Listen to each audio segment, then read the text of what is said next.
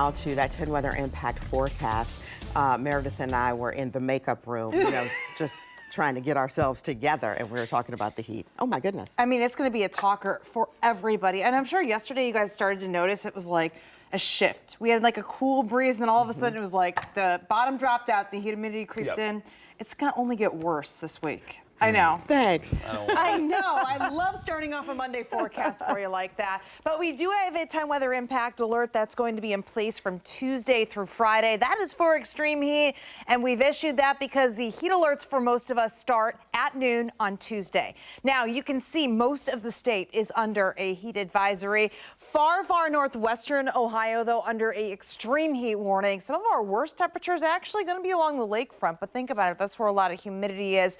So the further west you go, especially to the northwest, that's where the advisories start today. But for the Columbus metro here and for most of us, it actually begins at noon tomorrow. Now, it's so humid and there's so much moisture in the air that we actually do have some fog right now. That's dropped visibility for mainly our eastern counties down to a quarter of a mile or less, half a mile or less in some spots. Columbus, you're doing fine. But anywhere if you're traveling here, just be aware that there could be some spots where we do have patchy fog. Now, for the next 12 hours, if it's not fog, it's going to still be that heat, and things are only building as we go into the afternoon. You can see by later today, we do have those temperatures in the low 90s, but I don't want to focus on the actual air temperature. I want to focus on the feels like, 'cause that's what our body is going to be reacting to. And starting on Tuesday and Wednesday, you can see why that alert is in place. It may only be up a couple of degrees, but that's going to also push that feels like temperature into the triple digits. So here's a look at that feels like forecast for us starting tomorrow. You can see that triple digit continues until Thursday. Friday's going to be close, so we're keeping that in the alert. But for Saturday, for the 4th of July, upper 90s.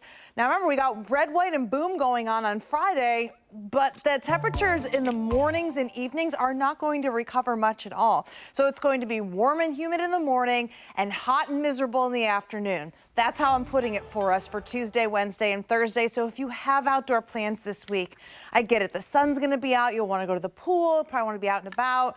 Just take all precautions, because with temperatures like this, heat exhaustion, heat stroke, it becomes more and more likely and easier to get. And if you have elderly neighbors, check on them, make sure they're doing okay. I mean, just stop by and say, hey, how's your AC doing? Make sure it's good, because especially with everyone using their ACs, we could see some power outages this week. So you have to have that power outage plan in place in case we do lose electricity, and you have to find those extra ways to stay cool.